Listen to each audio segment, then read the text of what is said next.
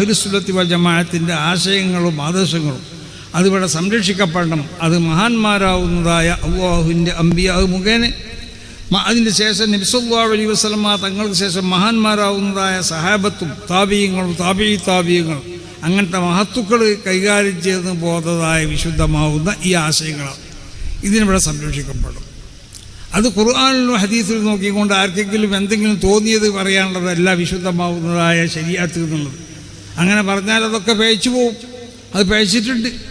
അതുകൊണ്ടാണ് സമസ്ത കേരള ജമിയത്തുൽ ഉലമ ഇത് സ്വന്തമായി വ്യാഖ്യാനിക്കപ്പെടേണ്ട ഒന്നല്ല. ഇതിൽ വ്യാഖ്യാനിക്കണം, വ്യാഖ്യാനം അറിയണതായ ആളുകൾ വ്യാഖ്യാനിക്കണം.